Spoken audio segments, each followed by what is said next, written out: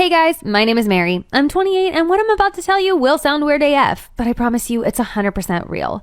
We all have some really crazy quarantine stories and mine is not an exception. In fact, I'm pretty sure mine's the craziest. I hope my experience will help somebody out there avoid acting like I did. All right, well, without any further ado, here I go.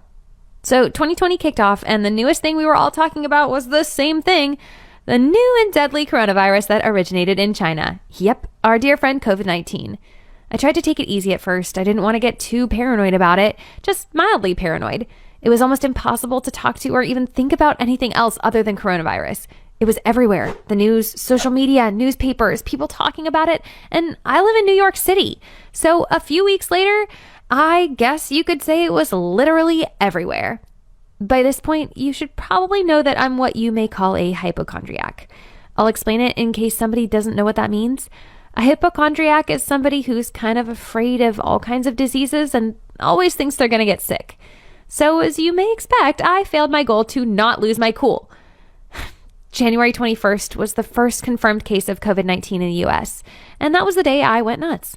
I went to the nearest drugstore and bought a whole ton of masks and Purell, and, I went to the grocery store and got food supplies for the whole month. I decided I wasn't going to leave my house unless it was really, really necessary. Can you imagine if the first case appeared in New York instead of Washington?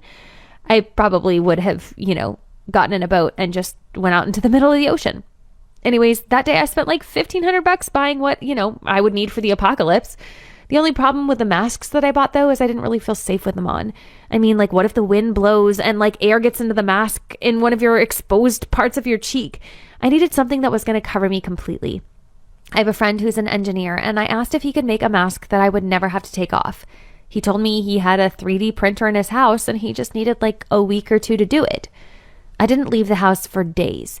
I should probably explain that I work at a TV studio, and my job is editing scripts. I called my boss, and I explained the situation, and I said I wasn't able to go to work, but I could do my work from home. He almost fired me, but instead he finally gave me permission to work from home. Remember, this was just in January. Social distancing didn't begin for 2 months later. He probably thought that I was just nuts. But eventually, everybody soon came to realize I wasn't the crazy one. As a matter of fact, it was just a little bit more time until everyone was feeling kind of crazy, like me. Anyways, after a week, I checked in with my friend to see if he had made the mask. He asked me to come by to get it quicker than if he would mail it to me. I mean, I don't know how long it was going to take to ship, but it made sense. So I put on 3 different masks to cover my whole face, and I went over to his house. Everybody on the subway looked at me like I was a freak. And that being said, I was probably not the weirdest thing you're going to find in a New York subway. I mean, there's all sorts of freaks there. I got to his house, and I asked him if he could throw me the mask from the window. I really hated the idea of being close to anybody. After all, that's probably why I'm single. Anyways, he wrapped the mask up and threw it from the 7th floor. I caught it like it was the holy grail of baseball. Although I suck at baseball, but this was a good moment. I unwrapped it and put it on right away. It was made with this cloth material and had a plastic part that covered the nose and mouth. He gave me some instructions. It was washable and the cloth was removable. As soon as I put it on, I felt more secure. I looked like I was doing a Tokyo Ghoul or Kakashi Sensei cosplay. Yeah, I watch anime. Anyways, surprisingly, people in the streets didn't look at me like they did when I was wearing the medical masks. I guess it was kind of cool. It's New York anyways. But it was so comfy, I told myself that I was going to leave it on until this virus situation blew over. I also have really bad acne, and the mask helped with that too, because it just covered it right on up. I went to the store to buy more stuff, and this old lady ran away from me when she saw me. She must have thought I was like a robber or something, or even worse. Still, it was hilarious. She may not have liked my mask, but I loved it. There was also a special feature that my friend had put in. There was room for a straw, so you didn't have to take the mask off to eat or drink. Yeah, I said eat. I started putting all my food into a blender and turning it into smoothies and shakes. And when I say all my food, I mean really all my food. I basically was just cooking meals like normal and then popping everything into a blender and then sucking it up through a straw. Actually, it was kind of efficient. And I found some really interesting recipes and combinations. Some were good and some were, kind of disgusting. Don't knock it till you try it, but French fries and pineapple actually made a really tasty combo. You should try it. Anyways, weeks passed and more people started getting infected in the US. And as the numbers went up, more people started acting like I was. Maybe if everyone took it as serious as I did from the beginning, we wouldn't have so many people sick. Anyways, almost a month passed, and I had only taken the mask off 3 quick times to wash it. I'd even slept with it. I'd gotten so used to it that I couldn't fall asleep without it. I can totally understand how Kakashi feels now. It was super comfy and cool to have my mask on. After a month of wearing the mask, I started to get some skin reaction on my left cheek. I thought it could maybe be one of 2 things.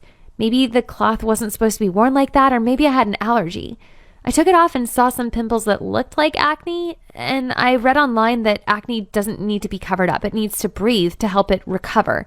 I didn't know if that was true or not, but it made sense at the moment, so I washed my face and I kept my skin, exposed for a few hours. Then I put the mask back on. The irritation passed for a few days, but it came back worse.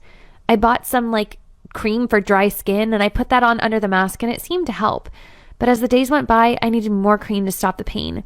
I knew I should see a doctor by this point, but we were in the middle of the pandemic in March in New York, one of basically the worst places on earth to be, with more coronavirus cases than almost anywhere, more than Spain or Italy. I tried some other home recipes to calm the irritation down, but none of them were working. I was starting to get desperate. And then, one night I woke up with a terrible burning sensation on my face, and something even worse. I could feel things moving inside of my face. I tried cold water. I thought I was hallucinating, but it didn't make me feel any better. After a few minutes thinking that I should go to the hospital, even though I was super afraid to go, I decided I had no other options. I tried to call an ambulance to take me because I thought that was safer, but all of them were tied up because of the pandemic. I ended up taking an Uber to the hospital, and the driver told me he was going to drop me off a few blocks away from the hospital because he didn't even want to be close to it. I don't blame you, buddy. This was literally the last place a hypochondriac wants to be in the middle of a pandemic is, the hospital. But here I was. I finally got to the hospital, and one of the nurses told me to wait in the non-COVID area. I was so stressed out that I actually fainted. And when I woke up, I was in a bed surrounded by doctors examining my face. They told me I had a really bad infection, but thanks to me already being unconscious, they could attend to it without a lot of complications. They explained to me what was happening with my face.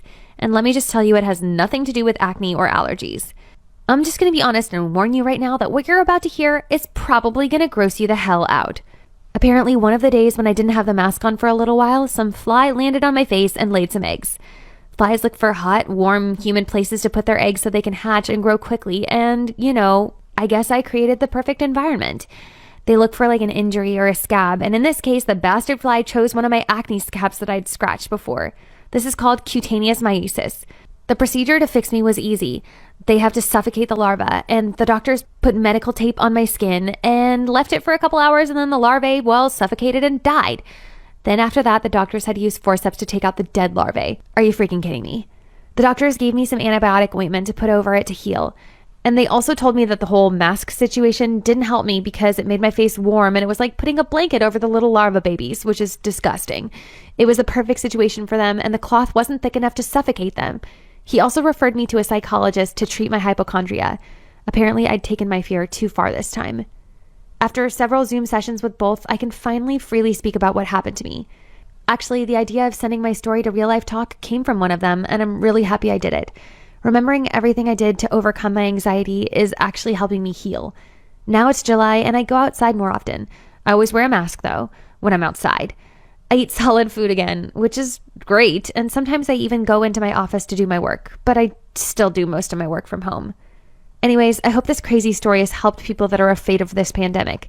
You can't let fear take over your life, even though this is really scary. This is all gonna pass. But in the meantime, it is no joke, and we all need to be responsible and take steps to make sure that we're being safe. How often do you wear your mask? How are you holding up with this situation? Do you think the coronavirus is real or a hoax? Are you a hypochondriac like I was? How many hours a day do you wear your mask? Hopefully not as much as I did. And also, check for flies. Anyways, let me know in the comments below. I'll be reading them.